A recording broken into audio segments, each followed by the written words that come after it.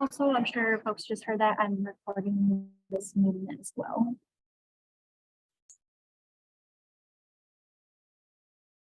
Well, thanks everyone for joining us. It is 3:02 and we're going to get started. This is the fifth CIP planning low income meeting, and thanks for being here today. So a little bit of our agenda. We'll do a short introduction and recap, about 5 minutes, and then we have 3 utilities, investor-owned utilities presenting today. CenterPoint Energy will go first, Midwest Energy Resources Corporation, and then also Minnesota Power, and then we'll have a closeout section as well, next steps. So again, I'm sure everyone's used to, the virtual meetings, but, make sure you put yourself on mute during the presentation portions, and then use chat or the raise hand feature to ask your questions. We'll be monitoring, Dante and I will be monitoring the chat, and we'll be allowing ample opportunity for Q&A, about 10 minutes for each presentation. Also, Dante will be prompting some questions before we open it up to everyone as well, using Mentimeter, which we've been using for the last, I believe, 2 or 3 meetings. Again, Minnesota Commerce Department, along with the Minnesota Energy Efficiency for All, or the groups that are organizing the CIP low income planning meetings and workshops. So I'm sure y'all are familiar with us by now. Dante is one of the co-facilitators, along with me as well, Arlinda Bayrami. A real quick recap of what this is. So for the Conservation Improvement Program, we're looking to create a process for non-utility participants to influence decision makers in the design, access of utility energy efficiency programs, and propose new solutions or programs in an informal context prior to the formal regulatory review process. So currently we're in phase 1. We're building the groundwork for the CIP low income planning, and then we are providing high-level recommendations to investor-owned utility for their energy efficiency plans, which are due June 1st. And then hopefully after this first phase, phase 2, we hope to create a permanent low income and energy efficiency working group, hopefully in the fall or sometime. And then just wanted to put this in here in the presentations today, just give you all just a timeline for this phase 1 and where we're at today, which is meetings 4 and 5. And so last meeting, other utilities were providing their feedback, and then today we have a few more utilities to provide their feedback, and for attendees to follow up with them, provide some questions and feedback as well. So I'm going to hand it over to CenterPoint, and Marty, I'm going to make you a co-host so you could share your presentation. So just give me a minute so I can give you that access. So Marty from CenterPoint will be presenting first.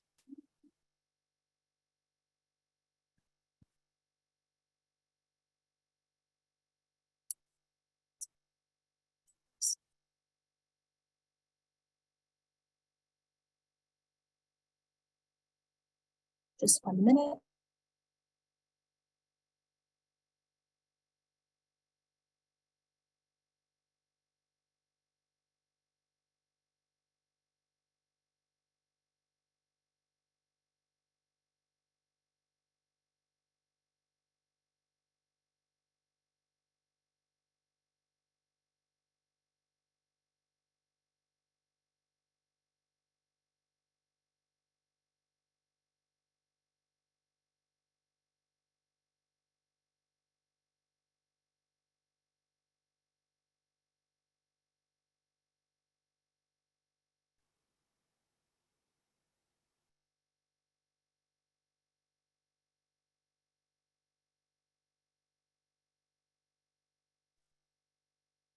It looks like maybe Marty is still not online, so I'm wondering if Lisa from Merck can go next. Lisa, is that okay if we have you? I sure can.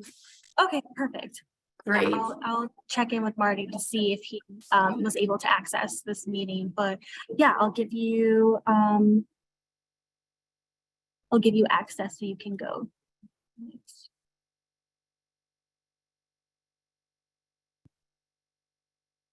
Okay, so you should be able to share your screen. Let me know if you have any issues.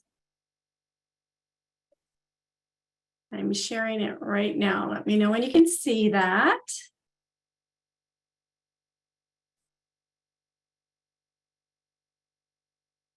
Is it sharing yet? Not yet. Don't see it on my end. Try it again. Oh, Oh, there there you we go. There we go. Great. Well, hi, everyone. I'm Lisa Rafferty. I am the program manager for residential and low-income programs on behalf of Minnesota Energy Resources. I'm happy to present to you MERC's 2024 to 2026 CIP plan with a focus on low-income offerings. So it is Minnesota Energy Resources, not Midwest, so a little correction on the slide that you saw before. So real quickly, my agenda, just was going to start out with the big picture, help you understand a little bit more about Minnesota Energy Resources, our current goals versus next triennial, current and future state with respect to our portfolio of offerings, and then try to spend most of my time on a deeper dive of those offerings that are more relevant to the low-income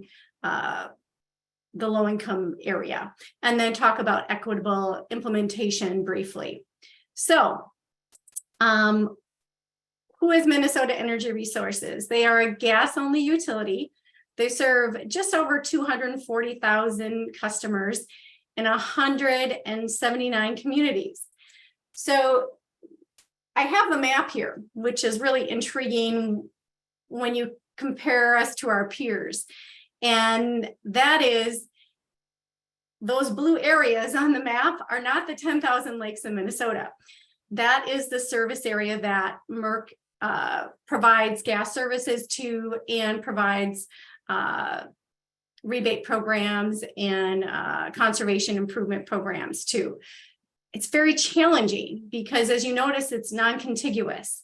And if you would travel from La Crescent, go all the way up to Silver Bay, to International Falls, to Roseau, and come all the way down to Worthington and back to La Crescent, that perimeter would be over 1,200 miles. So if you think about Center Point or Excel, they have more concentrated territories and some more dense territories of customers, right? So this is definitely a big challenge that we have when it comes to implementing programs, equitably, even just from a geographic perspective. It's a challenge to get that right balance between urban and rural, for sure. So when we think about planning and our next triennial plan, I'm sure you've heard in other presentations that our sales goal, our savings goals are based upon the last 3 years of sales.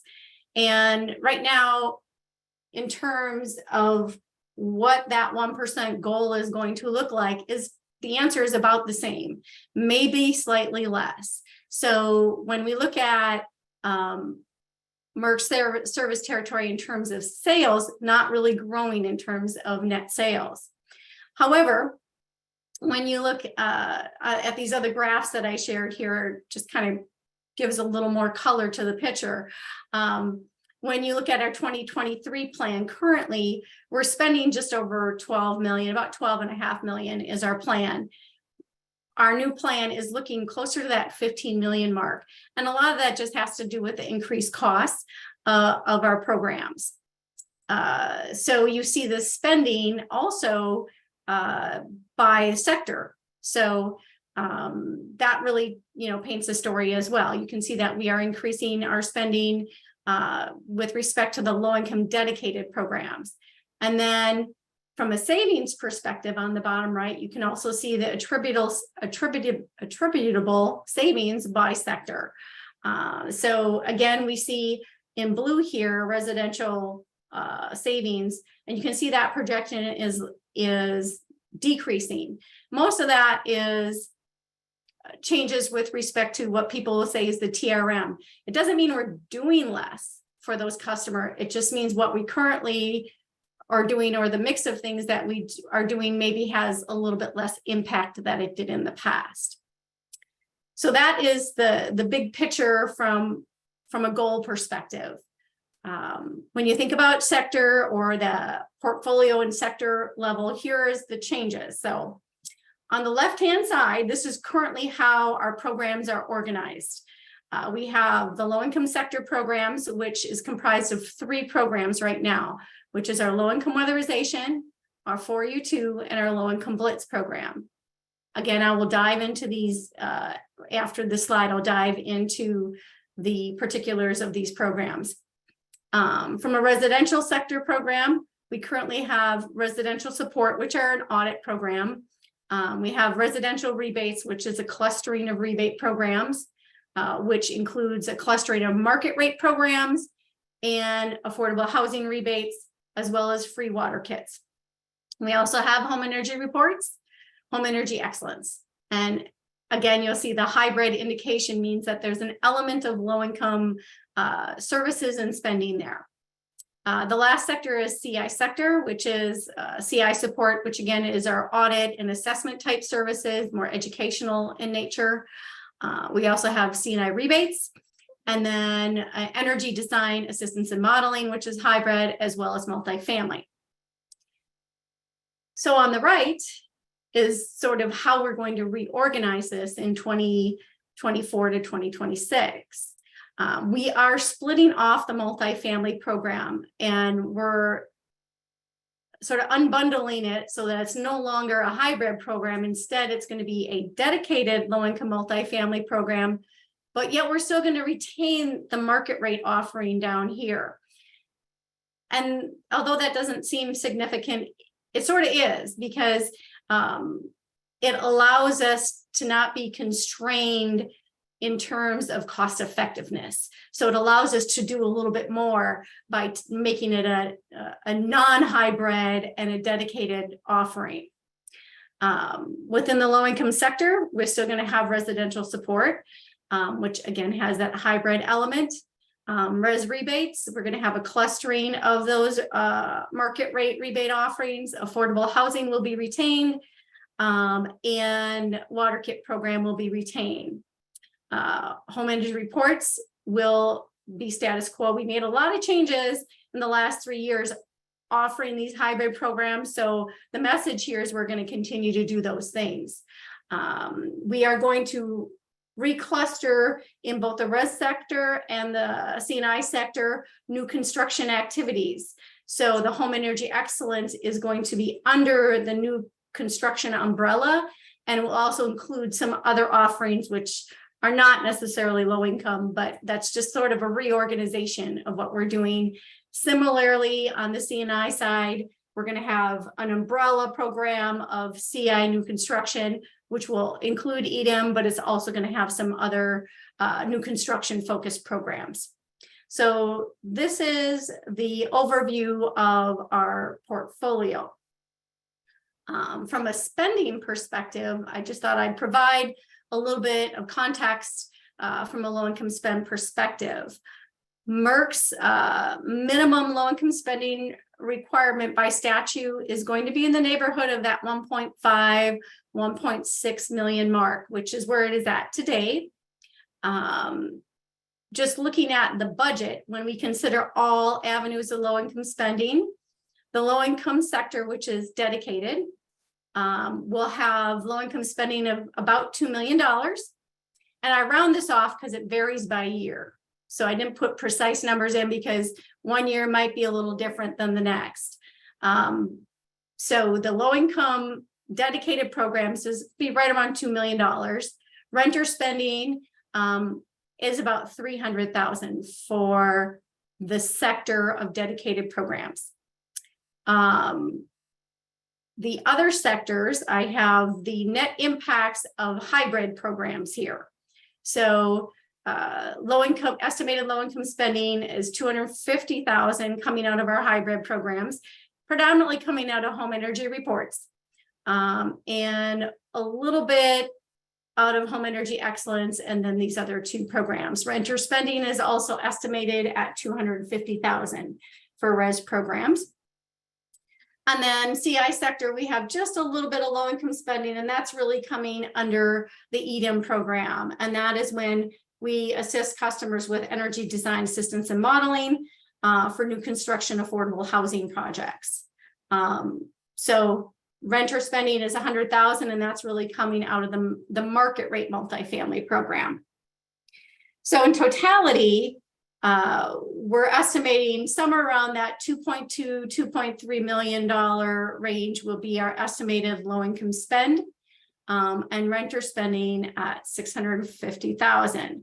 Now these are budgets, so obviously that doesn't mean it's a cap. So if we happen one year to spend more or less, that is fine. It's just don't conflate the word budget as a cap on this. So that is the perspective from a portfolio level. So let's get into a deeper dive to offer you understanding of our current low-income programs and any changes that we may be making to them. And I'll also touch on our hybrid programs as I get into this deeper dive. So first off is the low-income weatherization program. And I'm sure I'm not the first to explain this program, but essentially this is the state weatherization program that MERC offers funding. So we are funding projects that come in through that program. And this is at no cost to customers. Customers receive full weatherization services, which includes mechanical and building envelope improvements. We will pay for health and safety up to 15% of the cost of measures that are allocated to MERC. So if a service provider is going to allocate certain measures to us, we will allow health and safety up to that 15% cap.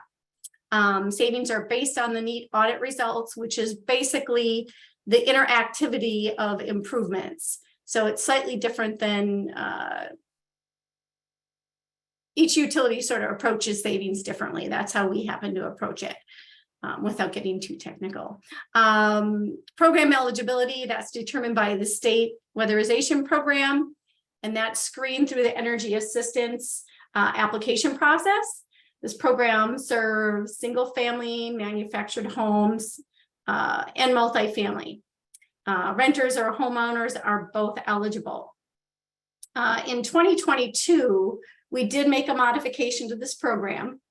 And that modification is that we have approval to allow service providers to use MERC funding for standalone heating system replacements.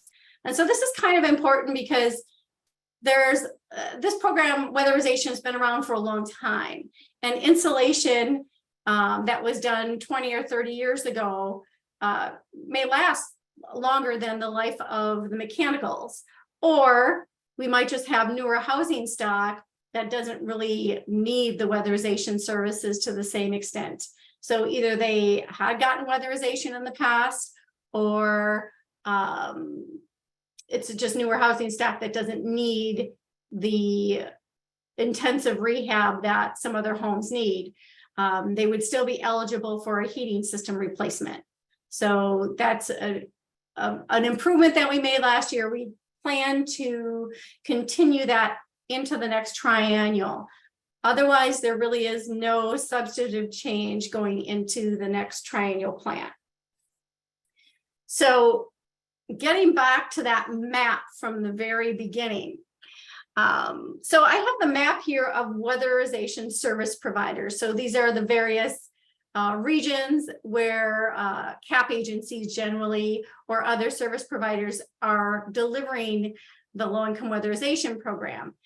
And this is what gets challenging for MERC, is where we have a smattering of cities that we serve. So you may have a service provider that hasn't executed a partnership agreement with us because they just don't have enough population density there to enter into an agreement with us.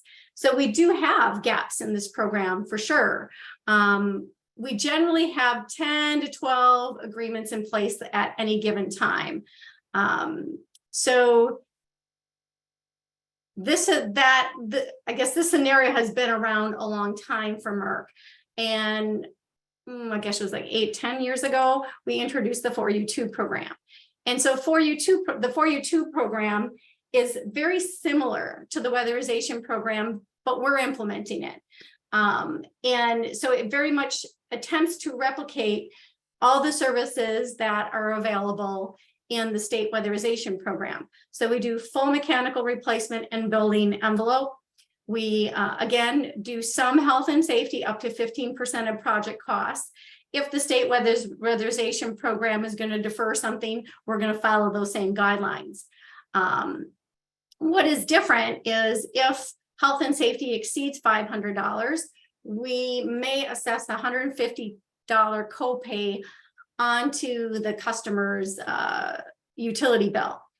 Most of the time, that $150 is to make sure they stay engaged in the program. Oftentimes, to do these services, it takes a long time, and it's a big commitment, and that really kind of keeps their skin in the game so that they don't start a project and not finish it. If someone truly says, I can't afford the $150, we do waive it. Savings, again, similar to the state weatherization program, is based on the same NEAT audit tool. And then we do have, I'll say, some additional measures or improvements that we handle slightly different than the weatherization program. But again, the attempt here is to try to replicate that program. And so we can use it not only for filling the gaps that you saw on the prior slide, but it also allows us, if we just aren't seeing activity in a certain area for whatever reason, we can market it ourselves and hopefully make the magic happen on our own. Program eligibility. This serves single family and up to 4 units, townhomes by approval. So renters or homeowners are eligible for the program, and landlords are required to contribute 50% of improvements, which is slightly different than the weatherization program. The weatherization program is not as clear as what is required of landlords. And then lastly, things that we're looking to change in this program. This program is pretty mature. As I said, it's been around at least 10 years. We are going to adapt the definition of the program to the pending legislative changes that will likely affect the eco definition with respect to low income. And we're going to add HRV as an option for ventilation issues. So most ventilation issues are resolved with a bath fan, maybe a kitchen fan. HRV can achieve the same thing. It costs a little bit more, but it also comes with a savings impact, whereas bath fans and kitchen fans usually do not have a savings impact or as much as an impact. So it will be an option for us. So that really is the only fundamental changes that we have going into the 4U2 program into the next triennial cycle. So the next program that we have is a low-income blitz program. This was introduced in 2021. This is a blitz event that distributes weatherization kits. We do give away free weatherization kits in our standard offering, but this is sort of an amped up weatherization kit. It includes more items. It has educational materials that are specific to manufactured homes. We will offer installation assistance at the manufactured park events. So we ask in advance for customers to schedule that. So the components are listed here on the slide. We also offer a post-event rebate, which is an accelerated rebate on heating system tune-ups. It's currently twice the amount of our market rate offering. And then lastly, this is the feeder program to our low-income weatherization program. So for instance, in the first quarter of 2023, 7 mobile homes have been completed with the weatherization program, and that represents 26% of our activity just in the Q1. So we are really using this to identify opportunities and educate manufactured home parks on the availability of the low-income weatherization program and drive them into that program. In 2023, we actually have a modification, and that modification we just filed in March, and we are asking to increase the tune-up rebate even further. So it's practically free. I think the rebate is 100 or 125. And then we're also adding an enhanced rebate for advanced thermostats, which is again in that 100, 125 range. So that, again, those either a tune-up or a advanced T-stat is more highly incentivized for customers who partake in our events.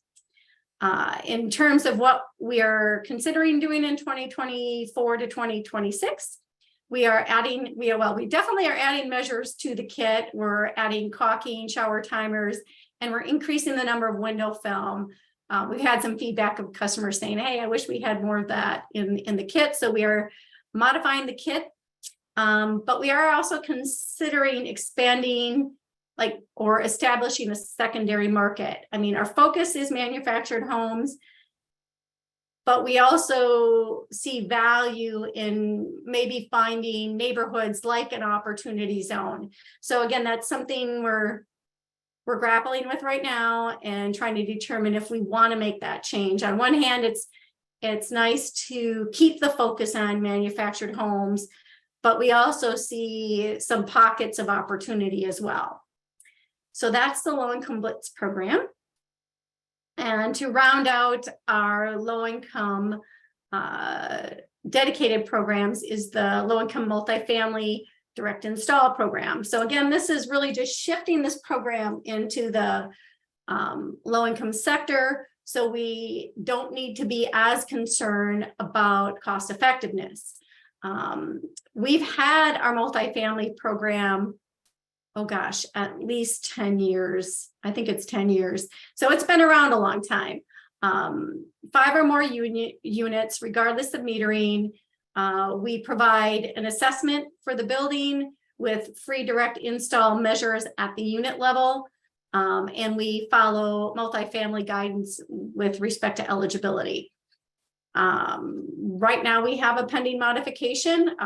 So we typically do the assessment with direct install, and then we do offer increased incentives for low-income customers, which was 50% of the standard rate offering.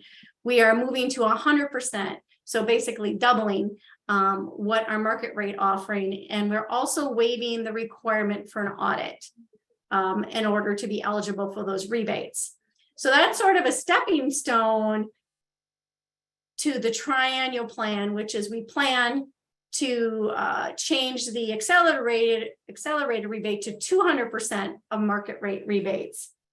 So again, once we move this and make it a standalone program, that allows us to not have to be concerned about cost effectiveness, and it sort of opens up our flexibility to do more.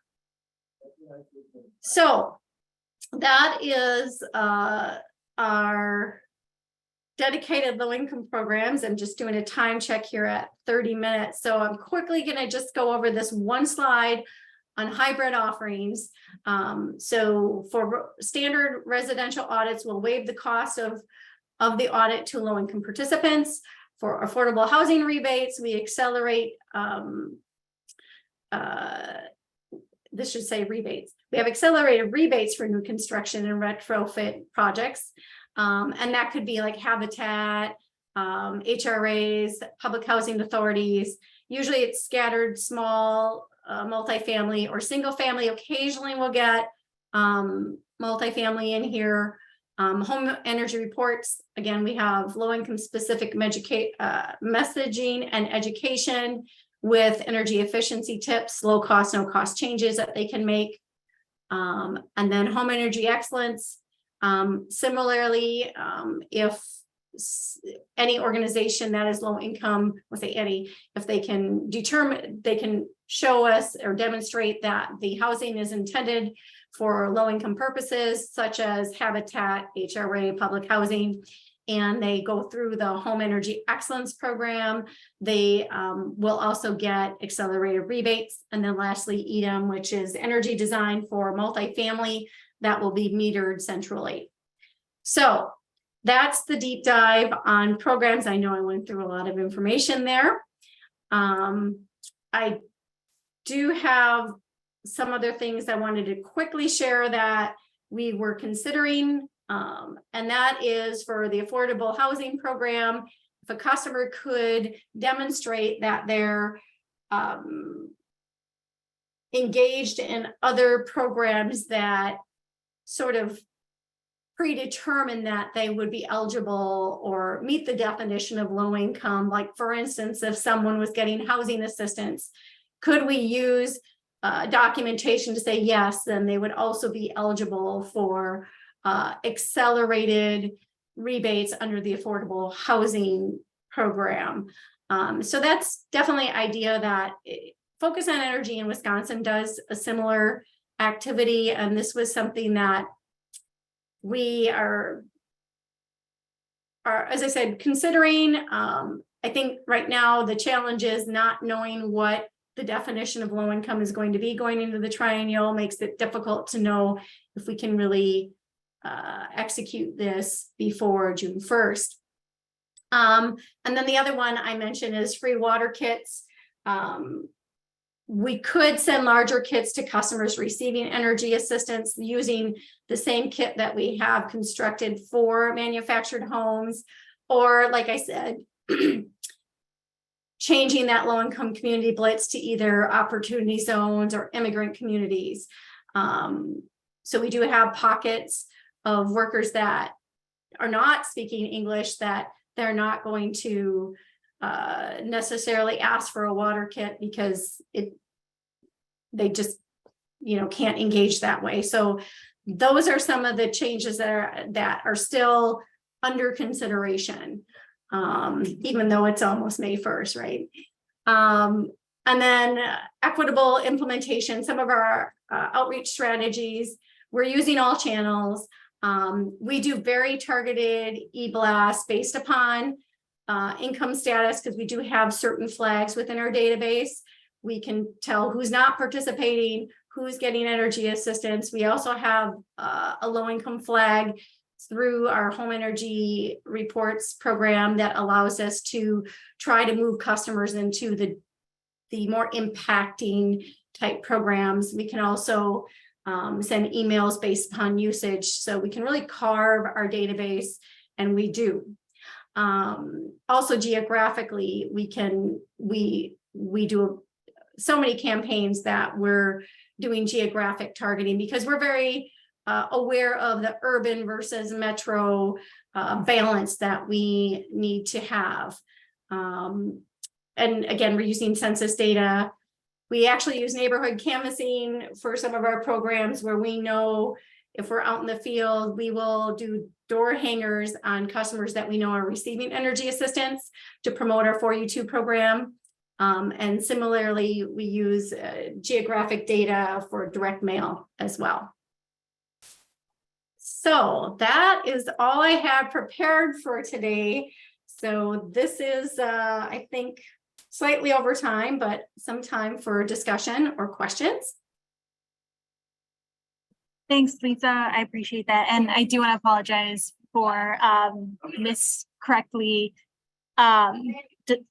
misspoke on Minnesota Energy Resources and called it Midwest. So sorry about that, but thank you so much for pointing that out. So I'll hand it over to Dante. He'll do a Mentimeter, I think, with about 2 questions, and then we'll open it up for everyone else to ask, either by the raise hand feature or in the chat. Thank you, everyone. Awesome, friends. Hey, good afternoon, everybody. So you all should be familiar with this now, but if you're not, I will reacclimate you. So if you will bring out your cellular devices, and you can either or you can do it on your computer, go to menti.com. And you will find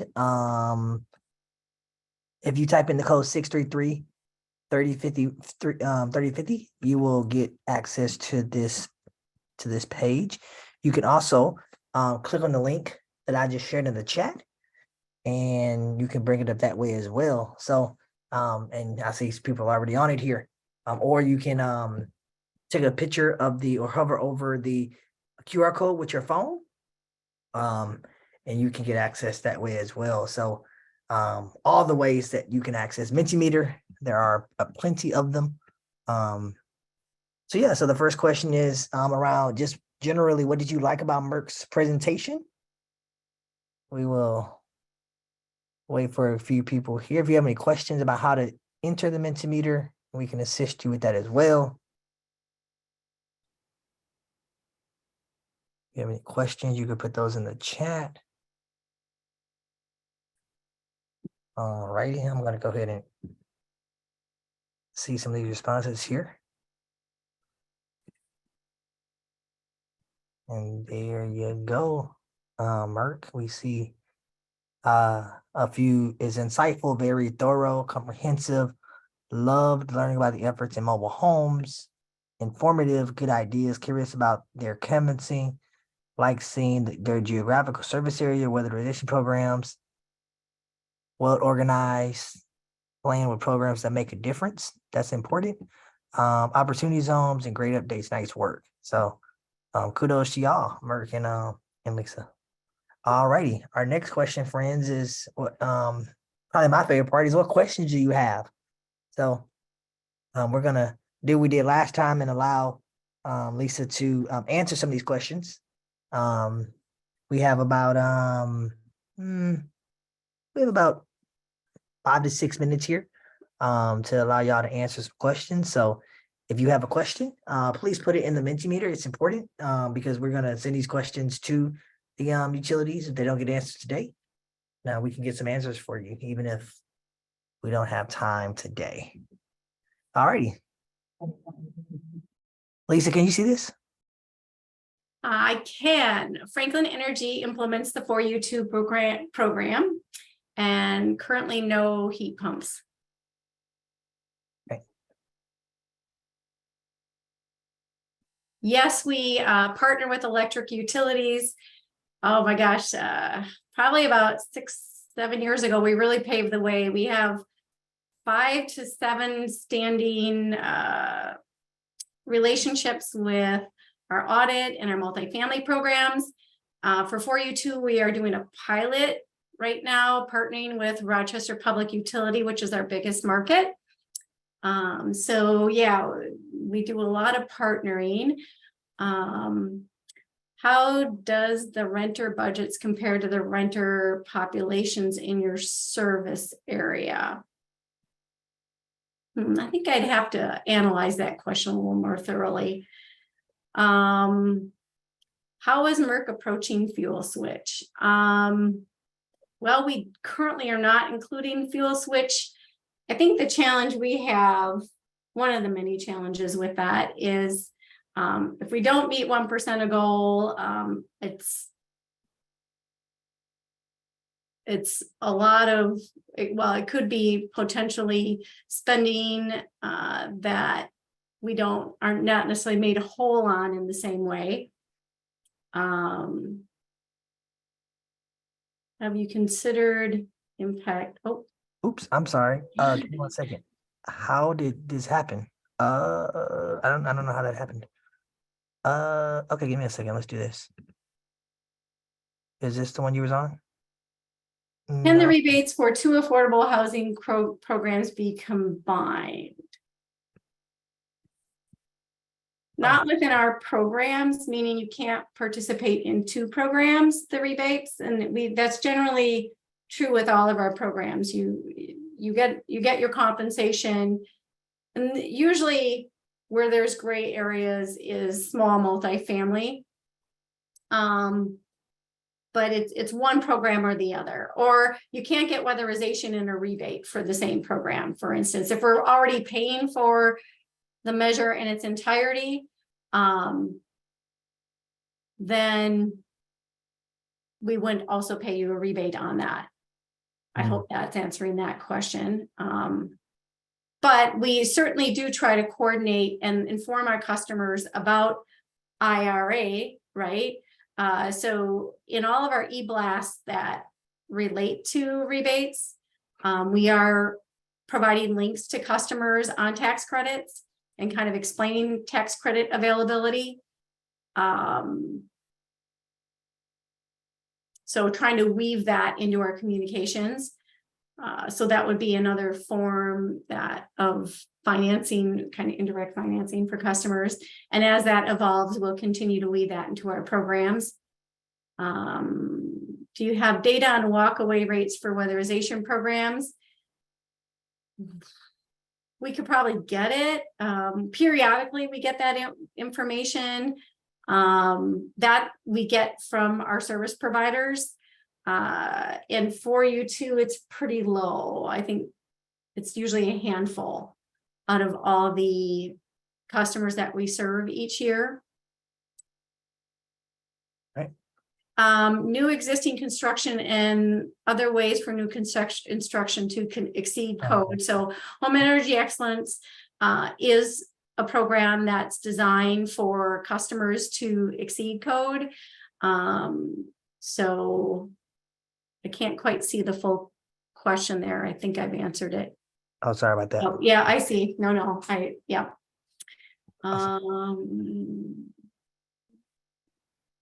Mentioned that you will be increasing rebates to 50 to 100%. Can you explain what that means?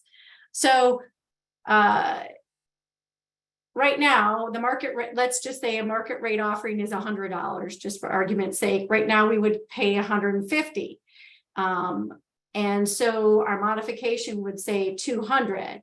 And then that's the modification that we have proposed right now. And then when we go into the next triannual, it will be twofold. So it would go to 100, I believe, to 300 or. Yeah, think about that. It's more. So it's basically doubling exponentially. Awesome. So that's what that means. Thank you, Lisa.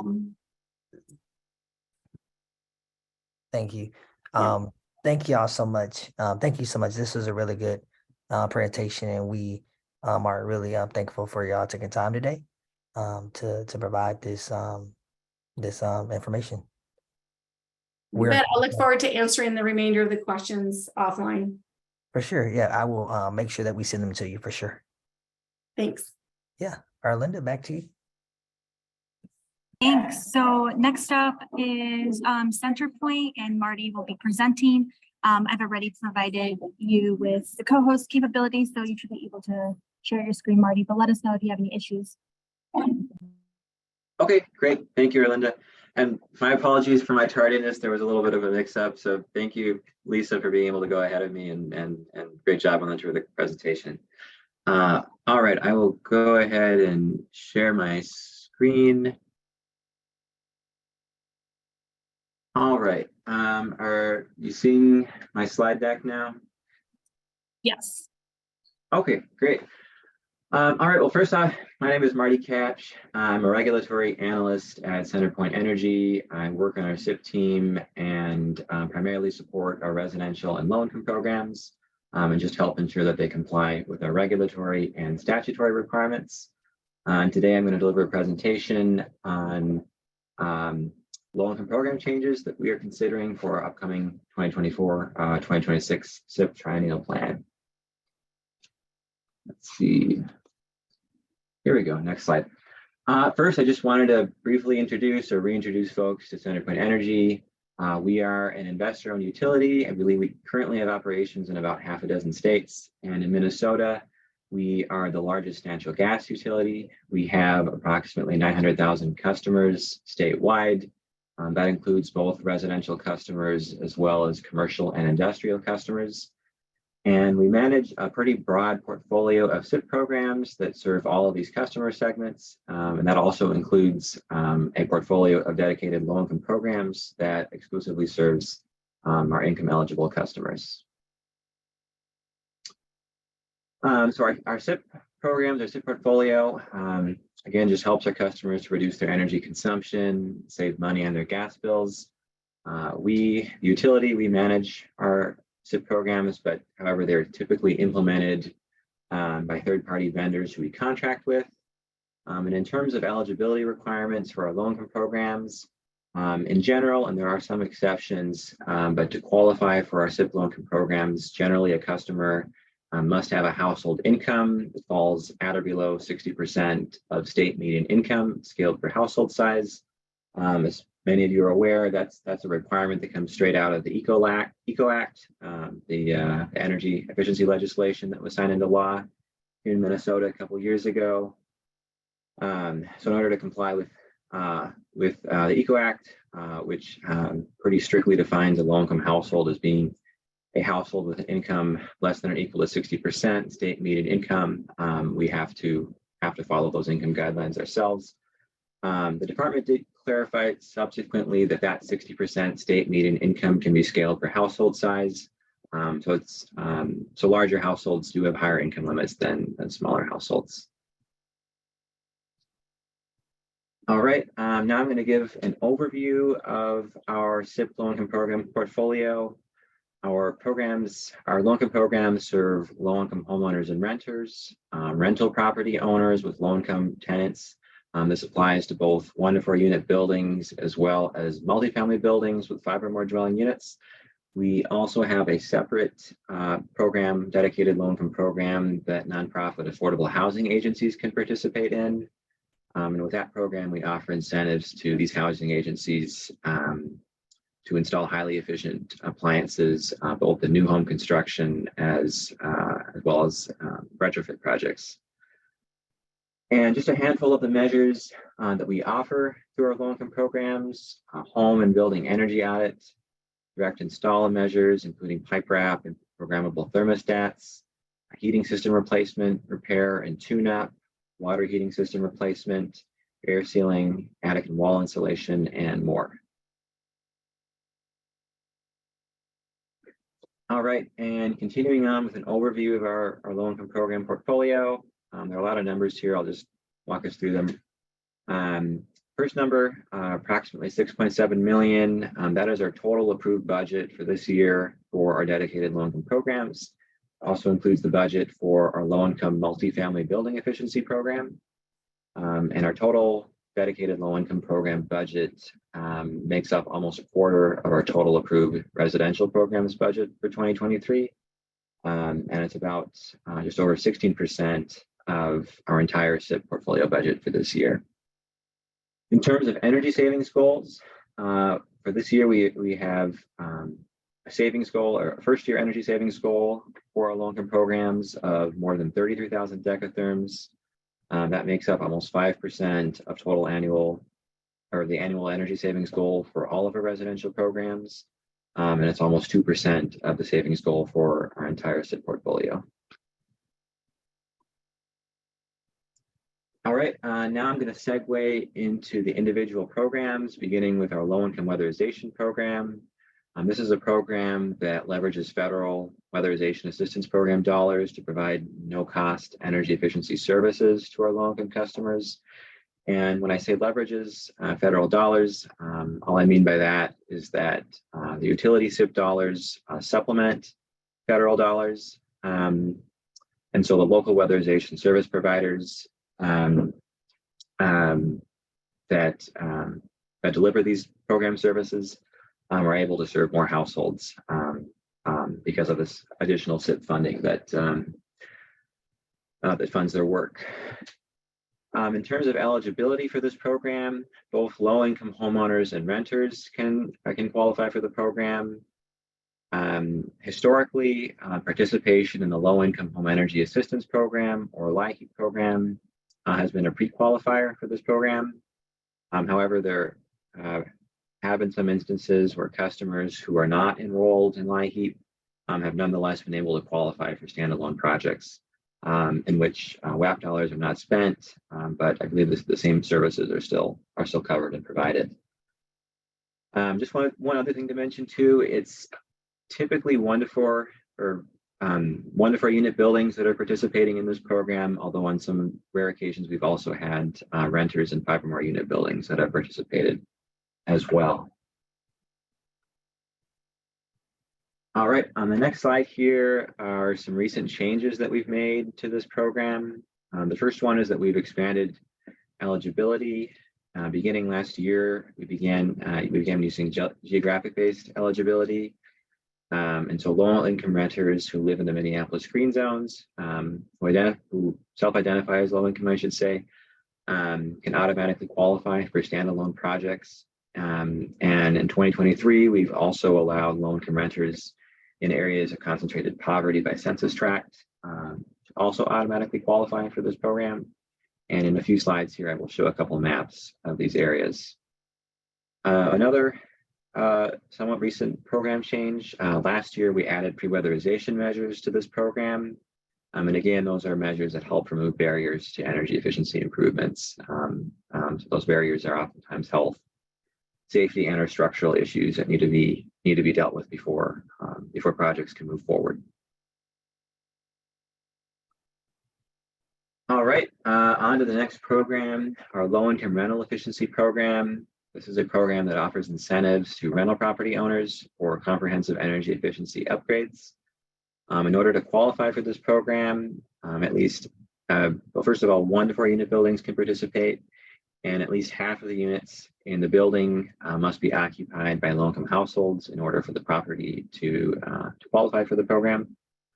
In terms of how we determine renter eligibility for this program, kind of like with our low-income weatherization program, participation in LIHEAP has historically been a pre-qualifier.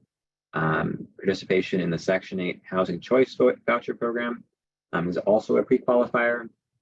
And I believe alternatively, if a renter is not participating in either of those means-tested public assistance programs, that the program implementer, who is the Energy Sense Coalition, can also verify a customer's income through other means. And I'm not entirely sure what that entails, but I would guess it probably involves like a recent pay stub or tax return, or some way of verifying the customer's income.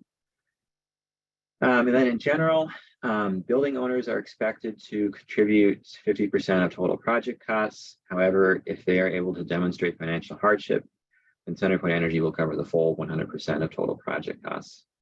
And actually, that is one change that we might be making in our upcoming triennial plan filing, is that CenterPoint Energy might be covering more of the total project costs, not only for rental property owners who demonstrate financial hardship, but for more customers participating in this program as well. All right, moving on to recent changes to the low-income rental efficiency program. A lot of these program changes are very similar to the changes we've made to our low-income weatherization program. We've expanded eligibility, including geographic-based eligibility. We are also building upon categorical eligibility. And this is a very, very recent development. In the past month or two is when we began rolling this out. Renters who are participating in the Supplemental Nutrition Assistance Program, or SNAP, or the Women, Infants, and Children's Program, or WIC, who are currently participating in those programs can automatically qualify for this program. So that is a really exciting development. And our hope is that will help remove barriers to participating in this program. And I'm going to talk a little bit more about categorical eligibility in our plans for this alternative eligibility method in a later slide. And finally, on recent program changes, we've also added pre-weatherization measures to this program. That was beginning last year. Okay, and as promised, here's a map of the Minneapolis green zones. We touched on this a few slides ago.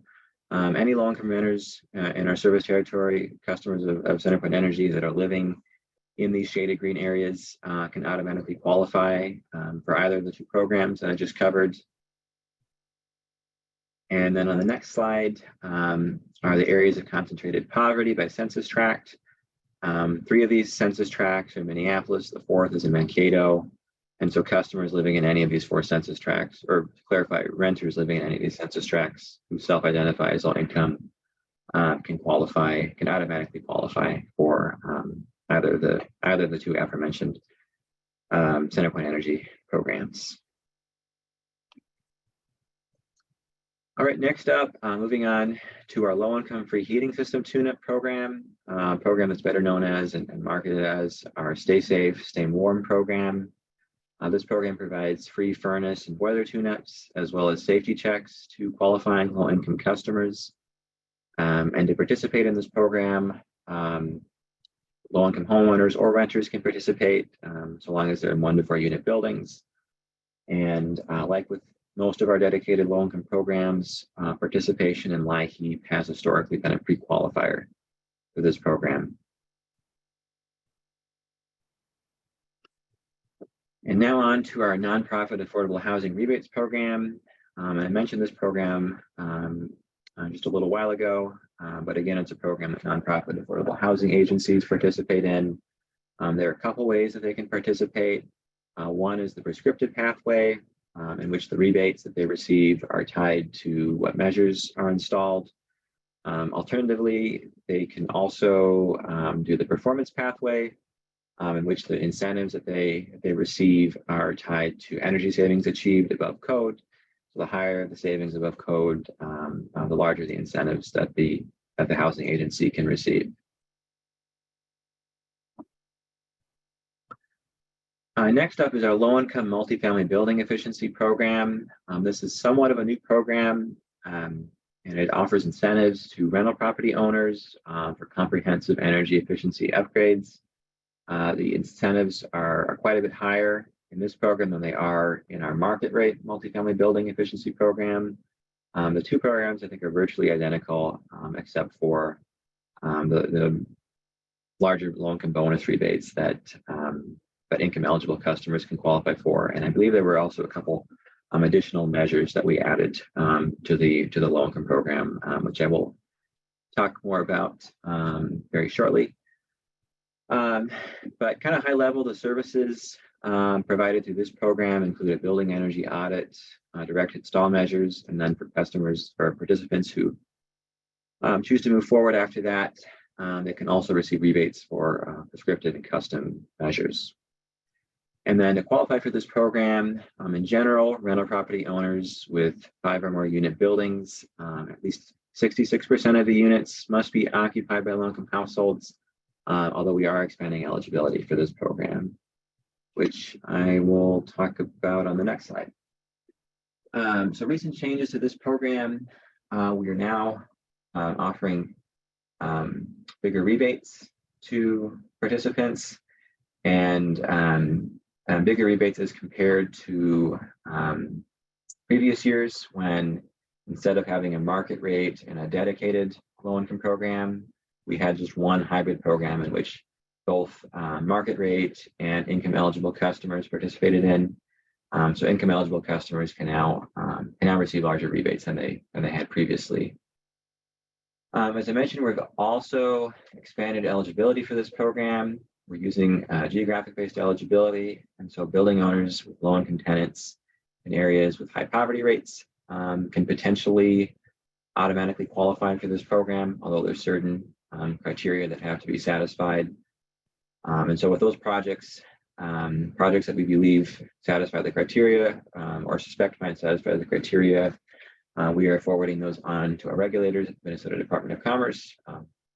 Flora Silver, actually, who's on the call right now, is reviewing those projects. And so that is a pretty new eligibility method that we're using, and we've had a number of projects that have buildings that have already qualified for this program using that method. So we're very, very excited about that and reducing barriers to participating in this program. And then lastly, on recent program changes, we've added pre-weatherization measures to this program. The one difference between pre-weatherization measures in this program and in the other programs I mentioned is that for projects that require pre-weatherization work to move forward, we do have to receive approval from our regulators. And so those would be evaluated on a case-by-case basis. I'm not sure if we've had any yet, since we've just this year have made this program change. But that is something too that we look forward to being able to serve our customers that want to move forward with energy efficiency upgrades, but need to have those health, safety, and structural issues addressed first. All right, next up, I just wanted to touch on some of the outreach and engagement that we do. There are a lot of channels that we use to connect with customers and with local customers. Email, social media, bill inserts, mailings, radio and television, conferences, trade meetings related to energy efficiency, city rental license lists. These are all ways that we can connect with our customers.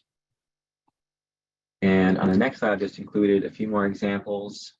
We do advertising and outreach that is targeted to rental property owners, both 1 to 4 unit buildings and 5 or more unit buildings with low-income tenants.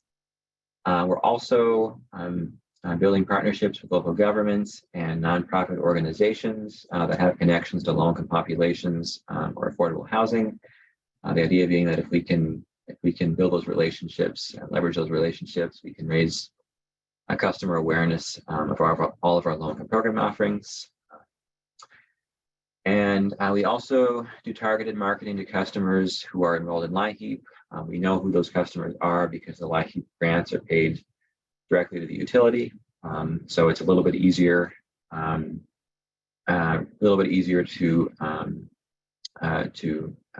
market to these customers. We're also doing some targeted marketing to customers in the Minneapolis green zones because, again, we're allowing low-income renters in those areas to automatically qualify for some of our dedicated low-income programs.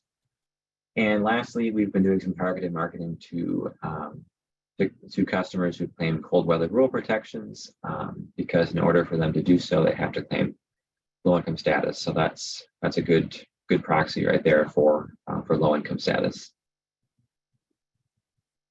All right, next up, changes to our low-income programs that we're considering right now. The first one is just refining geographic-based eligibility because this eligibility method is so new to us. We're still learning and we're still trying to improve upon it. We'd like to make this eligibility method more consistent across all of our programs that use it. So, for example, Minneapolis Green Zones automatic eligibility, we'd like to make this not only an alternative eligibility method for the programs that are already using it, but also for our low-income multifamily program. We'd also like to take the geographic-based eligibility method we're using for multifamily buildings and export that to some of our other dedicated low-income programs.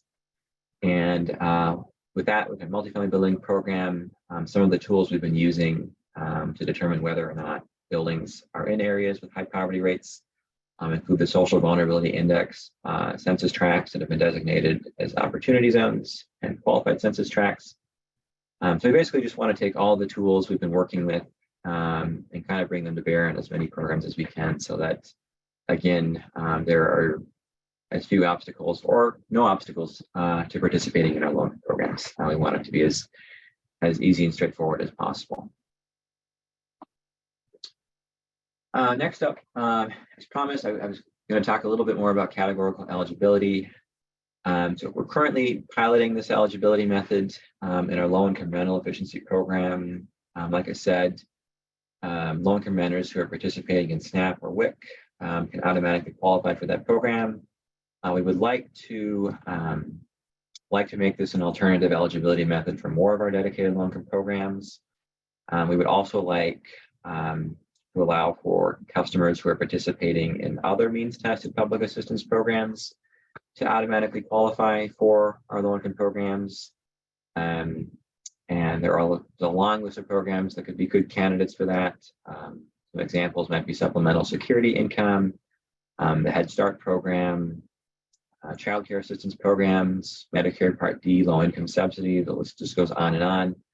So as we gain more experience with this eligibility method, as we're piloting it with our low-income rental efficiency program, and as we learn more, we're definitely planning to build upon it. But as we do that, we just have to make sure that we're also taking steps to comply with ECO and the low-income household definition. All right, on to the next slide. Efficient fuel switching, something else that we're very excited about. We are planning to make efficient fuel switching measures available in our low-income programs beginning next year. A few of the programs that are most likely to be affected include our low-income weatherization program, our low-income rental efficiency program, and our nonprofit affordable housing rebates program. And the measure that we're most likely to be adding to these programs is an air source heat pump with furnace backup. Next up, another program change we're considering, energy efficiency awareness and support services, just to help our customers to better navigate our low-income programs. What this will likely look like is additional customer support provided online and also by phone and by email. This will probably also include helping customers determine their eligibility for programs and then routing those customers to the programs and services that they qualify for. A little bit related to this too, we are planning to hire for a new position, a nonprofit and social services agency's relationship manager. And the purpose or the person in this role would, among other things, help to build and leverage relationships with organizations that are serving low-income populations. Again, to just help raise customer awareness of our programs and remove barriers to participating in them. All right, and this is my final slide, workforce development. We'd also, something else we'd like to tackle more in our upcoming triennial. I'm sure many folks on the call are aware that labor shortage has been affecting, it's been an industry-wide challenge and has definitely been affecting energy efficiency projects. There's a shortage of contractors, of skilled trades professionals. And so that's something that we would like to be able to try to address through CIP. This is applicable to really all of our residential customers, both market rate and low income. We are currently at Centerpoint, we are doing a workforce development initiative. There are a number of training and education programs that we are providing funding for. And these are also programs that are prioritizing diversity and equity inclusion in the skilled trades and trying to bring more folks from historically underserved and marginalized backgrounds into the skilled trades where there are a lot of good jobs and doing work that is critically important. So we're trying to learn as much as we can from this workforce development initiative. It's still ongoing, but our tentative plan is to file a formal program modification likely next year, as opposed to including that in our triennial plan filing that we're submitting on June 1st. Because again, we just need a little more time to think through how we want to tackle workforce development through CIP. So that concludes my presentation. Thank you all for listening, for your time, and I look forward to, I will do my best to respond to questions now.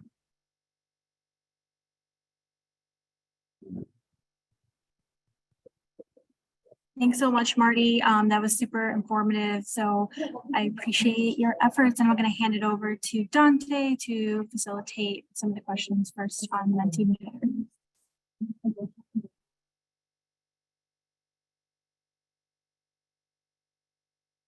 All righty, friends and family. So same question that we have for Centerpoint is what did you like about Centerpoint's presentation?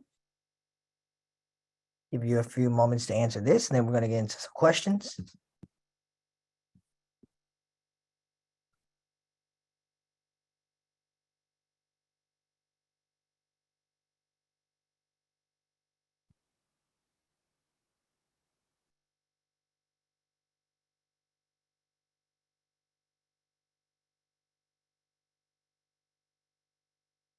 I will also again put the link in the chat. If you click on that link in your Zoom chat, you can get to where we are too.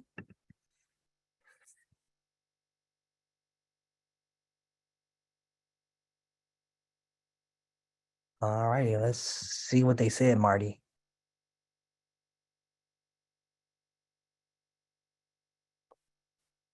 Felt aspirational, light on details, effective fuel switching consideration, categorically eligibility. I don't know what that means. Focused, hiring a nonprofit and social services agency, relational manager.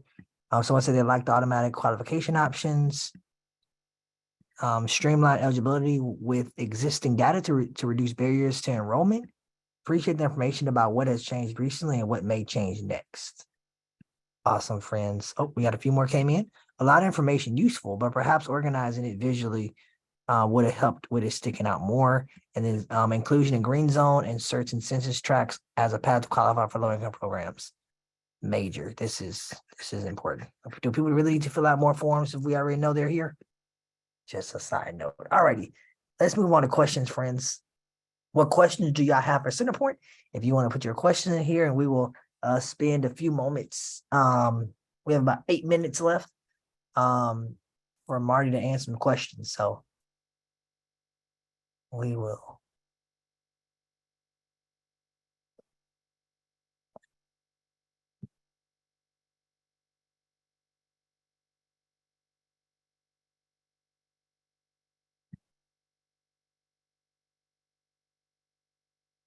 All righty, I'm gonna put these out. All right, Marty, can you see my screen? Sorry, yep, just unmuting. Yep, I can see it. All righty. Yeah, have fun. Yeah, so as far as specific partnerships we have with local governments and nonprofits for outreach, so we have a local energy policy manager who does a lot of outreach engagement with the city of Minneapolis, as well as other cities in our service territory. There's a partners in energy program, I think that Excel oversees that we have also been participating in, and we've been working with local governments across their service territory to help them achieve climate goals, among other things. Are you proactively, actually, let me just mention one more thing related to the specific partnerships, because this is kind of an important detail and it kind of ties into categorical eligibility as well. But one thing that we envision for categorical eligibility, and I'll just use SNAP and WIC as examples, is now that we are allowing, at least through one of our dedicated low-income programs, customers who are enrolled in those means-tested programs to automatically qualify. It would be wonderful to be able to build relationships with some of the social services agencies that administer those programs to raise customer awareness. In fact, I've had some conversations with folks in Hennepin County who run those programs who would be very eager to refer many of their clients to our programs. So those are the kind of things that we maybe envision for partnerships with local governments and nonprofits, particularly those that administer other programs that income eligible low-income customers can qualify for. Are you proactively including IRA, home energy incentives in your marketing? So we have had a lot of conversations internally about this, and I believe after the tax filing deadline, we were going to be promoting some of the IRA tax credits. One of the challenges there that we identified in terms of serving our low-income customers through the IRA incentives is that those tax credits are non-refundable, meaning that in order for taxpayers to claim those credits, they need to have a federal income tax liability. And so that is potentially an obstacle to lower income customers claiming those credits. However, we are going to be watching very closely the rebate programs that I think are likely to be administered by the Department of Commerce maybe later this year or early next year. That will be targeted towards income eligible customers. So that's definitely on our radar and something that we're monitoring pretty closely. I'm moving on to the next question here. What was the rationale for excluding student housing areas from geographic automatic eligibility? That is a really good question. So as we've been implementing geographic-based eligibility, we've had to adhere to guidance that the department issued last March. In fact, it was And yeah, the department issued guidance around geographic-based eligibility for multifamily buildings. And they did not want for this eligibility method to target areas with high concentrations of student housing. So that is something that we've had to navigate with them. Are you planning to take advantage of IRA benefits for workforce development, such as contractor training grants? I have heard about that particular IRA funding, but I haven't really been privy to conversations we've had internally about that. So that's a question I'll probably have to answer offline. Are your implementers trained to refer people to other organizations or programs if there is a better fit available? For example, someone signs up for Home Energy Squad, but would do better with multifamily building efficiency. So in terms of Home Energy Squad, my understanding is that after home energy audit and direct install measures, that advisory services are offered through that program. And I think that does include referring or handing off customers to other programs if they want to go beyond the direct install measures and go for deeper energy savings. I'm not entirely sure what that handoff looks like, but I think that is something that we are doing through some of our programs. All righty, we got time, Marty, for probably 2 or 3 more here. All right. Okay, great. Do you have any details on the efficient fuel switching implementation? I don't have too much more beyond just what I shared, but I'll just reiterate that the measure we're most likely to be adding at this point to our loan-in programs is an air source heat pump with furnace backup, and that will be included in our triennial plan filing that we submit on June 1st, as opposed to a modification we make during our triennial. So presumably that efficient fuel switching measure would go into effect at the beginning of next year. And will fuel switching apply to dual fuel systems with a boiler backup too, or just a furnace?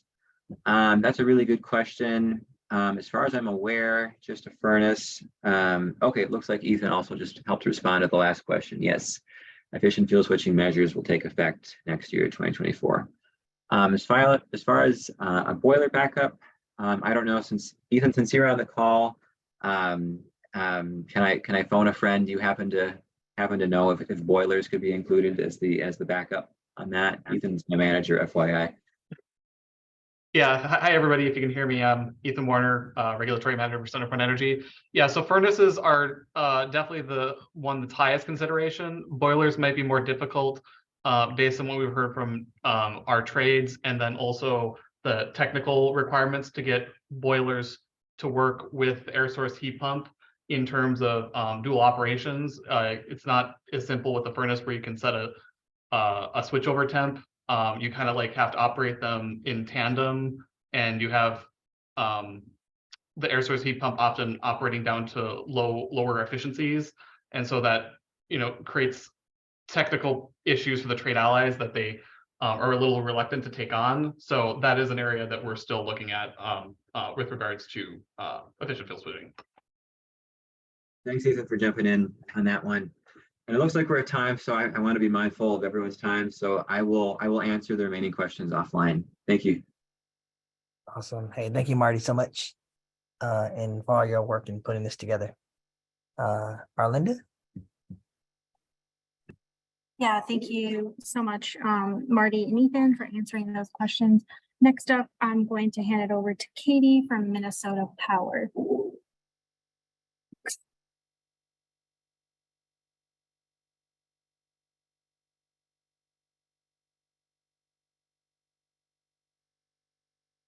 I see your presentation, Katie. Let me know if you have any issues on your end.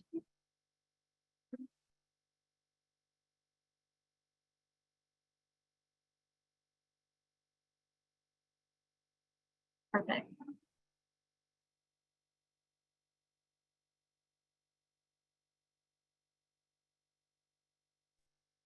Katie, I don't think we're able to hear you. I can't hear you speaking. Yeah, let us know if you're having any issues. So we don't hear you.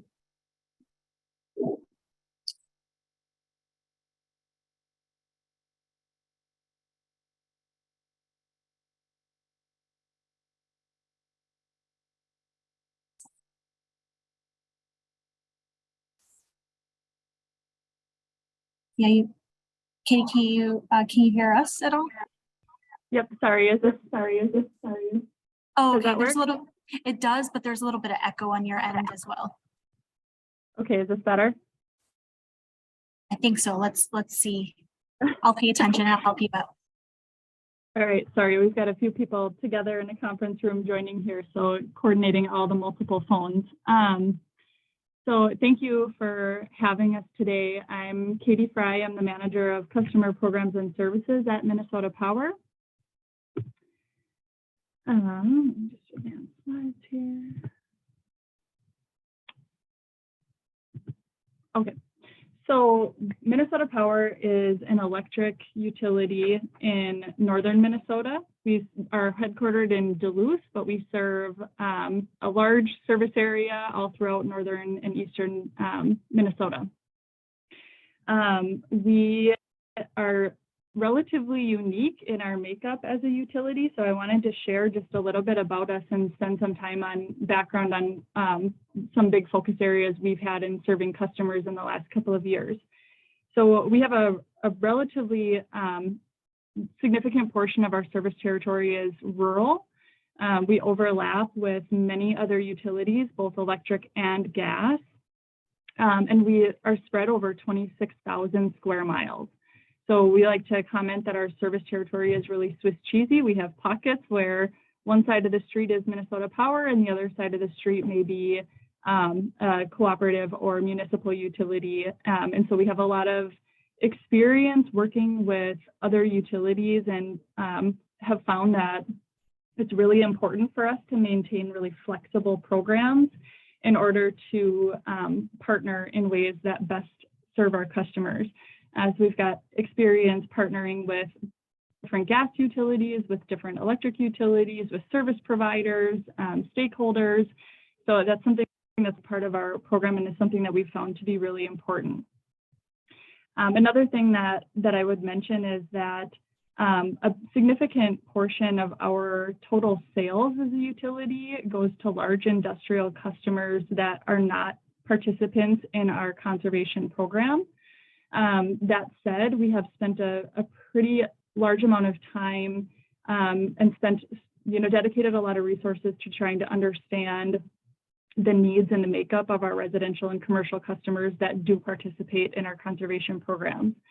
Something that we did back in 2018 was we conducted a residential customer survey, specifically at our income qualified customers. And what we did was look at census data and different public data to try and understand what the makeup of our residential customer class is. And what we found was that we have about 30,000 customers that would qualify for the energy assistance program based on income. That said, we only have about 8,000 to 10,000 customers per year that go through the process of becoming LIHEAP qualified. So we're only able to serve about a third of the customers that are likely eligible for assistance programs today. Or I'm sorry, we were. What we ended up doing as a way to kind of try to break barriers there was we worked with the Consumer Affairs Office and with stakeholders in our service territory and in the state to develop a self-declaration process. And what the self-declaration process does is it allows customers to submit an application to Minnesota Power indicating that they are income qualified for whether it be LIHEAP or other assistance programs. So thinking, SNAP, Head Start, some of those programs that are out there. And if they qualify for those programs, they also qualify for our assistance program. So our care discount rate program is the main factor there. But what it also does is it gives us the ability to see in our billing system where those customers are, and has added about 10,000 customers to the list of customers that we're able to identify as income qualified. So even more than what we have as registered as LIHEAP in our system. I think at the last meeting, Audrey shared that there's some language going through the legislative session right now to expand the definition of low income for CIP. Currently, we're not able to provide CIP programs to our self-declare customers because they don't necessarily meet the definition of low income, but we'll talk about that a little bit more as I go on in the presentation. So looking at our historical low-income CIP program performance, we have regularly exceeded the low-income minimum spending threshold through CIP. For I'm sure, far beyond 2020. Historically speaking, we've close to doubled it. In 2022, it's about 170% of the minimum spending threshold. And in this 2024 to 2026 triennial, the low-income minimum spending requirement will increase again to 0.6% of gross operating revenue, which for Minnesota Power will be about $760,000. So we're on track to meet that requirement and actually met it in 2022. So we have no concerns about meeting that requirement. I did also see in the chat that there was a comment about it being helpful to use numbers as opposed to percentages. So I'm going to do my best to ad lib here on the percentages I have in the slide. In 2022, 45% of our total multifamily incentives went to affordable buildings. That equated to about $200,000 in incentives to market rate buildings and about $160,000 to income qualified buildings. Also in 2022, 84% of the units that received direct installation or installation of energy saving products in our multifamily program were in affordable units. So in terms of number units, that was just over 570 low income units and just over 100 market rate units. So a significant portion of our multifamily direct installation program is focused on low income buildings. And then in our single family Energy Partners program, 8% of low income participants were in single family homes were renters. So that was about 640 participants owned their home versus just under 60 were renters. So that's a snapshot of what our program looks like in 2022. And as far as our overall CIP portfolio, our programs are organized by customer segment. So we have, for residential customers, we have rebates and markdowns on lighting appliances and energy efficient HVAC equipment. We have a new construction program. We have a free home energy analysis program where we walk through customers' homes with them at no cost, provide direct installation of energy saving products. We provide appliance replacements, and there's an asterisk by that because that is specifically available for low income customers. And then we also provide energy saving kits. Of the residential programs, all of those options are available to low income and non-low income residential customers. Appliance replacements is the only program that's the only offering there that's exclusive to our Energy Partners program. In our multifamily programs, we provide a free facility energy analysis with direct all of energy saving products again, so very similar to what we offer to our residential program. We also provide rebates for facility upgrades and new construction. So if any multifamily buildings go through our direct install process, there is a 10% enhanced rebate on any facility upgrades that they make that are rebated through Minnesota Power. And then we also provide tenant educational events to engage the residents of multifamily buildings in the process and make sure they're comfortable with the equipment that's being installed in their units. And then another piece of our multifamily program there is the appliance replacements, which also is only available in income qualified units. For commercial customers, we provide rebates on energy efficient lighting, HVAC, refrigeration, motors and drives, essentially anything that saves electricity, we provide a rebate for. We also provide direct installation for commercial customers, and again, facility energy and energy studies. On the support program side, these are cross segments, so supporting all residential, multifamily, commercial programs. We provide workforce development and training, community engagement opportunities, and online calculators and tools. So it's just a brief overview of our portfolio in general, and now we'll get into our specific income qualified programs.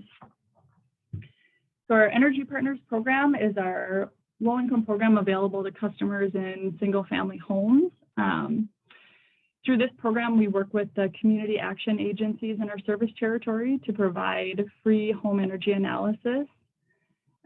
We install free energy-saving products. We replace old efficient refrigerators and freezers with Energy Star appliances and recycle the old units. We also work with contractors in our service territory to install air source heat pump water heaters, and programmable line voltage thermostats in homes that have electric heating and water heating. And we host an annual Energy Awareness Expo in partnership with AEOA and Comfort Systems, which is the gas utility in Duluth. And this event is an invite-only event for income qualified customers in Duluth that will come and get information from Minnesota Power and other energy service providers in our region. We offer a free meal, and then they get an energy savings kit. So it's an event really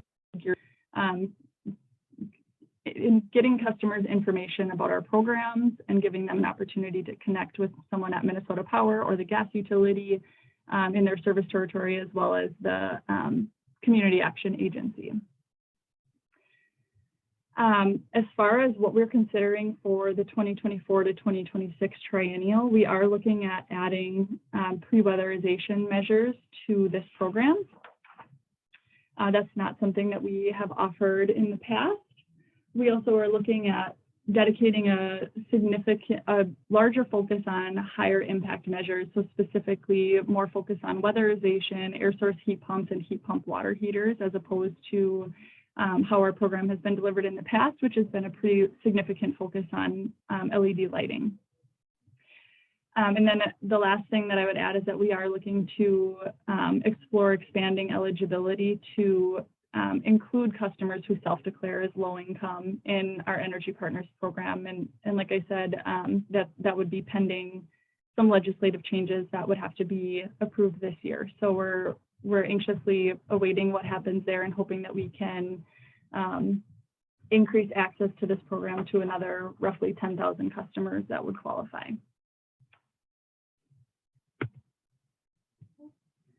All right, and then our multifamily program, which is for buildings with 5 or more units. Like I said, very similar to our residential program, we provide a free energy analysis with direct installation of energy saving products. So this includes LED lighting. We also include fixture replacements, which was a new measure that we added last year. We do water saving products, so faucet aerators and shower heads, pipe wrap, things like that. We also provide smart power strips, and for income qualified buildings only, appliance replacements. So again, refrigerators, where we'll recycle the old unit and replace with a new Energy Star unit. Once the building analysis and the DI is done, we'll provide a report of opportunities for additional deeper energy savings beyond just the direct installation products that we provided to the building owner.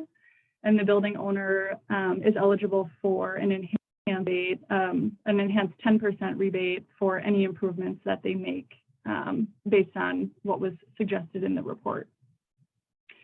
And then we provide, or we host an educational tenant event to share information about energy efficiency in general, about the process, about the equipment that's going in units, and have an opportunity to get to know the tenants in those buildings. Something in our 2024 to 2026 triennial is adjusting the enhanced incentives. So right now, incentives are available at a 10% level. We're looking at increasing that and potentially having a larger enhanced incentive for affordable housing. We are also looking at a tenant-driven participation option. This is something that we've heard in the past is, certain tenants reach out wanting to participate in our program, but if the building owner is not interested in going through the entire process, there's not really a great option for them to participate in our programs. So we're looking at what that looks like and providing another option for them to engage with us. And then the last thing that I would share that I didn't have on the slides here for both our Energy Partners single family program and our multifamily program, at this time, we are not anticipating adding any fuel switchers in this in our June 1st filing. We are looking at doing that as a modification to our filing in the future, whether that be in 2024 or beyond. But as of right now, we're not planning to add that on June 1st.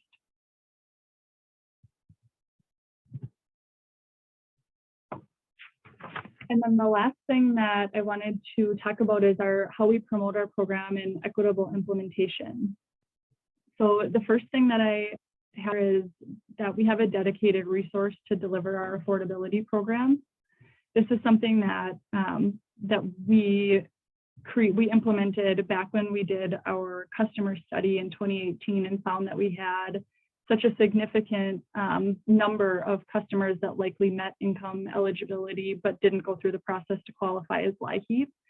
We decided at that time that we really needed to take a look at how we were delivering programs and how we could best support customers to remove barriers and making it easier for customers to engage with us.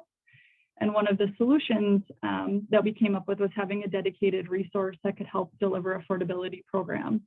And so what this means for those who maybe don't work at a utility, oftentimes utilities are really siloed in how they deliver programs. And so assistance programs might be delivered by one department in a company, whereas conservation programs are delivered by a completely different department. And what we did was put that all in one position. So if we have a customer contact us that's participating in our discount rate program that has not participated in CIP in the past 5 years, we are able to reach out to them directly and do targeted marketing and cross promote our programs to make sure that we're helping customers with resources to the greatest extent possible. We've also built really strong relationships with our delivery partners. Last week, Excel had a slide indicating that the trust, what they heard from customers is that trust is in community resources and community groups, and that's something that we definitely have heard and seen as well. So we have put a lot of time and effort into building strong relationships with the community action agencies in our service territory and our delivery partners. We have an annual listening session where we meet with all of our delivery partners in our Energy Partners program and hear what things they're hearing from customers, what challenges they're seeing in the field and in delivery of these programs, and make improvements based on that feedback. And in addition to the annual process, we also have a quarterly check-in process to make sure we're staying engaged throughout the year. Workforce development is another piece that, historically speaking, we've spent a pretty significant amount of time on and have plans to increase in this next triennial.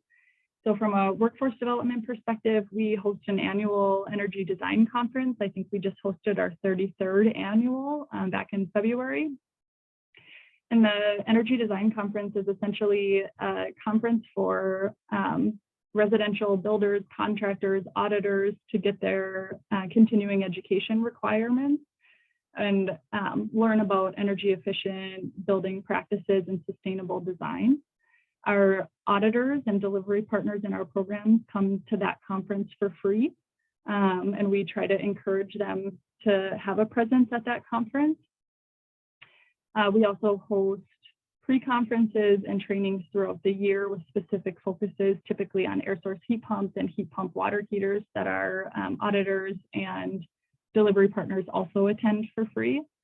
And in the future, we have, in the upcoming triennial, we have plans to explore opportunities for working more with schools, whether it be the high schools in our service territory or the community colleges, trying to identify opportunities to partner on new career opportunities and encouraging customers to get into energy efficiency trades. Community engagement is another area where we spend a significant amount of time. So we have staff who are available for volunteering and tabling events, and we found that having a presence in each of our communities, especially because we have such a rural service territory, and as a company are headquartered in Duluth and don't have any offices in some of the far-reaching parts of our service territory, we found that it's really important to make connections and establish relationships in these areas. So we've done a lot of volunteering at food shelves, whether it be just volunteering or providing information about our programs, meeting staff, and making ourselves available to ask questions, providing kits that they can hand out. There's any number of ways that we've tried to engage with those organizations. And then another piece that I would say here is targeted marketing, especially in our energy partners and multifamily programs. We've spent a pretty large amount of effort in trying to make sure that we're reaching the right people. This is another place where our 2018 customer study has come into place, allowing us to better identify which areas have a higher proportion of income qualified customers that we should be engaging through, whether it be outbound calling or mailings. Those are all things that we've done, but we try to have a more intentional approach than just blanket mailings, mass mailings to customers. Specifically, I would say things that we've done in the past for outbound calling is we've targeted all electric customers, we've targeted high users, we've targeted customers who have high arrears balances, to try and make sure that the people who most need the resources are getting the information about participating in these programs. And another area that I would say we've spent some time that isn't necessarily specific to CIP is trying to promote LIHEAP and energy assistance in general, because as it stands today, LIHEAP eligibility is the only way that a customer is eligible for some of our income qualified programs through CIP. So encouraging LIHEAP application and more customers to go through the LIHEAP process has been a big focus for us as well. And then the last thing that I would add here is just that as an organization, we've spent a fair amount of time in the last couple of years really increasing the amount of awareness that we have and resources that we provide to employees on diversity, equity, and inclusion. We have required DE&I trainings on an annual basis for all employees. We also have worked really hard on trying to get the engagement with our tribal communities right. Minnesota Power in general, we've established tribal liaisons and have brought in some really fantastic presenters from the U of M to give us trainings on with tribal nations and make sure that that in our company is educated about specific cultural factors in making sure that we're working with those customers effectively.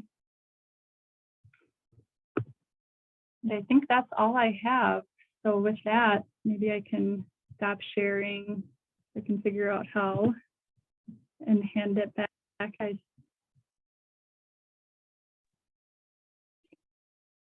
Thanks, Katie. Dante will again use the Mentimeter for questions. Awesome. Thanks, Katie. All right, friends. By now y'all know the drill. So let's do this. We got about 9 minutes, maybe a little bit less, so we can give some time for closeout.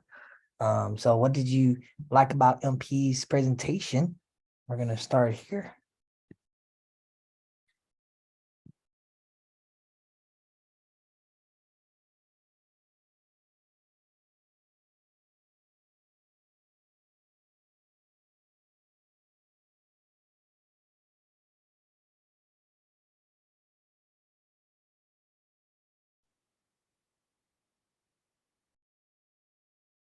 Arlinda just shared the link in the chat. If anyone want to click on that and get back into the Mentimeter, you can do so. All righty, Katie, here we go. You ready? Let's see. All right. So I'll read a few of these. Informative, community, and customer engagement, very intentional. I appreciate how much work y'all doing to build relationships and integrate community voices in y'all decision making. Great outreach efforts, great ideas on the events. Wow, MP is doing so much already. Thank you for sharing that in all doing so as a visual in a concise, appealing manner. Self-declaration to encourage participation. Great presentation on what appears to be very effective in a well-funded plan, and pre-conferences and training for building contractors that include education and installing ASHPs and whatever that means. All righty. All right. Also super comprehensive as well. All righty, friends, let's get to questions. What questions do y'all have for Katie and Minnesota Power?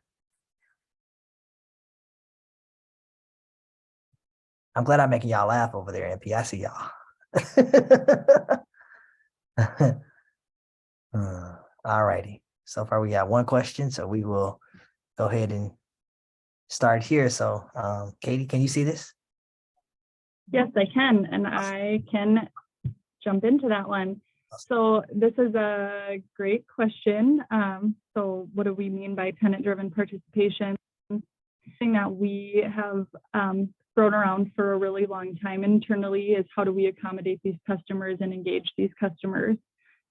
We're limited by, the fact that renters in multifamily buildings typically don't own anything in the unit, and so how do they can't make decisions, owner sign off or approval. However, I think what we found is that some building owners don't like the idea of having to coordinate all of the tenants in the building in order to go through this process. And, maybe they would be willing to let customers participate on a unit by unit basis. So that's one thing we've talked about is, do we look at unit by unit participation? We're not sure if we're going to be able to make that work, but looking at it, the other thing that I think at a minimum we definitely will do is kits for multifamily tenants, and that would be kits with information specifically about saving energy in multifamily buildings. So something very much so geared towards that specific application and not just a generic kit. So hopefully that answers that question. Why are we not doing any fuel switching at the start of the plan? We do have a lot of propane customers. Said the process for getting approval of efficient fuel switching measures is incredibly time intensive. To go through the process of setting up how we prove that it's efficient fuel switching, and we at this time just don't have the resources. So with other things going on in the company and shared resources across multiple programs, that's something we're not able to accommodate time, but are hoping that we will be able to expand our offerings in the near future, and very, very hopeful that for anyone listening involved in the latest session, that maybe there's opportunity in the future to make that process a little bit less cumbersome. Are air source heat pumps installed for free? Yes, they are installed for free for income qualified customers only. We're still working through the process of, I would say we have a lot of really good contractors in our service territory install source heat pumps, but there's some work to be done on the delivery process in terms of coordinating between agency, customer, contractor, and streamlining that process to get a little more possible for us to do on a timely basis. So as of right now, I would say the limiting factor is our own internal resources to be able to do that. And we're working to streamline that process as much as possible. Can we talk about the Energy Awareness Expo? So that is an all-day event. It's lunch and dinner, just lunch. Used to be lunch and dinner, and we found that most people, it got pretty quiet by dinner time. There was very little attendees for the dinner rush. We shortened it to be all day, just through lunch. It is invite only because it's specific to LIHEAP qualified customers who can participate in our income qualified CIP program. The other reason it's invite only is because we partner with Comfort Systems, the gas utility. So it has to be specific to both Minnesota Power and Comfort Systems customers. And people who attend, I think it has gotten to be about 400. It used to be quite a bit more, and then with COVID, we saw a substantial dip for a couple of years there, and now we're back up to around 400 attendees. Have we been including IRA? Oh, sorry. Oh, sorry, can you hear me? Before we move to the next question, can we go back to why are you not doing any fuel switching at the start of the plan? Looks like Laura Goldberg had a question about, is that an internal process or something with commerce that is through time? Yep, and I see that Laura Silver just put an exactly perfect answer in the chat there too. Yep, it's just the statute requirements are just too cumbersome for us to be able to overcome right now with the resources we have. Perfect, thank you both. Awesome. Yeah. All right, Katie, I think we're gonna have time for these two more, so then we're gonna be good. All right, perfect. I'll buzz through these. Okay, so including IRA, customer incentives, and marketing and outreach. As of right now, we are still waiting to hear from the department on what the IRA incentives are going to look like exactly and how we best coordinate. The department has been great on providing us information on status updates, but I think there's a bit of work to be done yet before we can make sure that we're coordinating really closely. So at this time, no, but it is on our radar, and we do have plans to work that into our process in this upcoming triennial.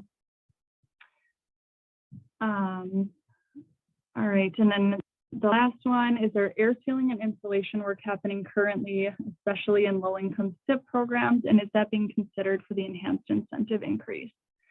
That's a great question. We do have a custom measure in our single family energy partners program right now that is intended to be used for things like air sealing and insulation.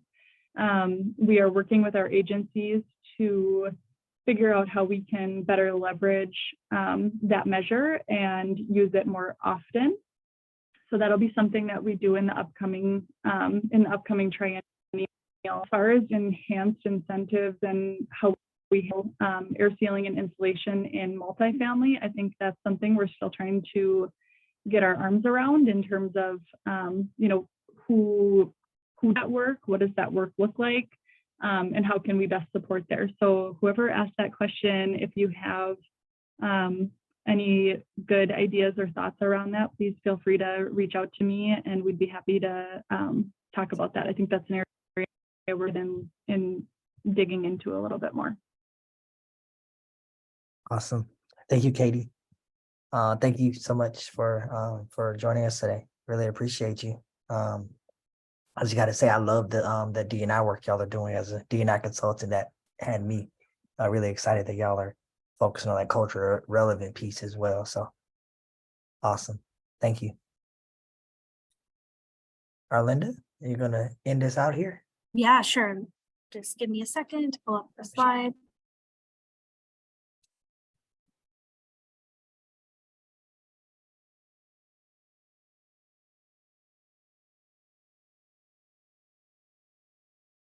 So thanks everyone for joining us today. I'd like to thank Lisa, Marty, and Katie for your presentations as well. I think they were really informative and definitely obtained a greater understanding of the energy efficiency utility offerings. So next steps, what they're going to look like is a follow-up email with today's slides and recording. We're also working to finalize written comments that have been compiled for meetings 1 and 2. And we hope to send to participants and utilities in early May. So look out for that. And then utilities, again, just as a reminder, will file their plans on June 1st. And stay tuned for more information on the permanent low income and energy efficiency working group that we're working on. And then just wanted to provide contact information. So any follow-up questions or comments after this meeting, please email Laura Silver and Anjali Baines as well. And for questions that we did not get through from the first 2 presentations, we will follow up with those utilities to answer those questions and get those out to participants as well. So I want to thank everyone for coming, and we appreciate all your input and feedback. Thank you. Thanks, friends. Happy Tuesday. Thank you. Bye, everyone. Thank you so much. Thank you. Thank y'all, friends.